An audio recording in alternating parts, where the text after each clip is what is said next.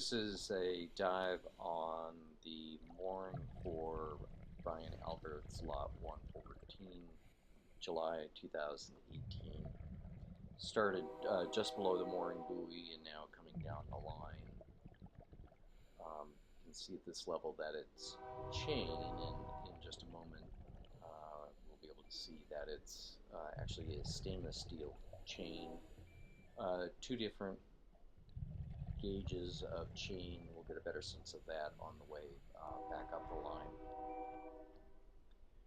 Reaching the bottom here, in just a moment we're going to actually see the mooring block, which is roughly cylindrical, although wider at the top.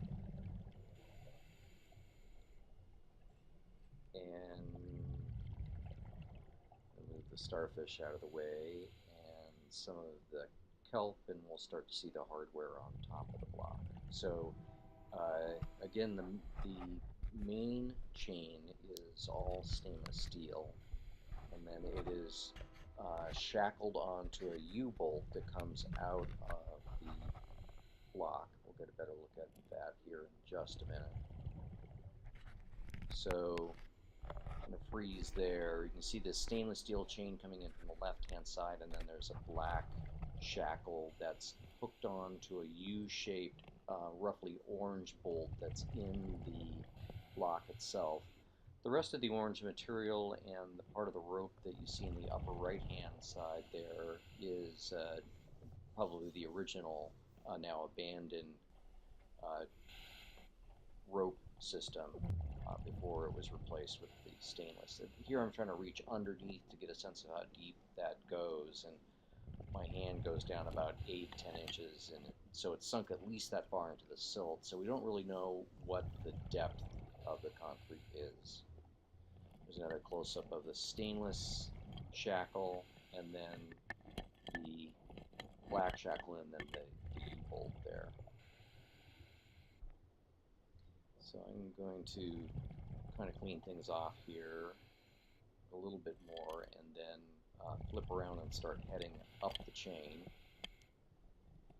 So about the bottom half of the chain is heavier gauge, larger chain, and it is perfectly clean because most of the time it probably sits under the mud, so nothing really can grow on it. And as is usually the case for stainless, if nothing is growing on it, it doesn't show any external corrosion. And then you can see there's a shackle right there, and that then leads into a smaller caliber upper chain. I'm going to follow that up, and then we start getting some growth on the chain, so I'll clean some of that off on the way up. But that's really the bulk of the information.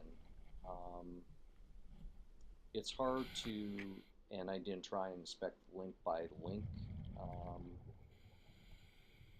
in the chain, but all the parts I could see look good. I did not clean off the buoy or the top part of the chain. Probably the best thing to do would be to pull the buoy out onto the boat. That'll also give you a chance to get a measurement on the chain as it's all the way pulled out of the water, and you can use that information together with the depth information that I got when I dove to calculate the overall length of the chain.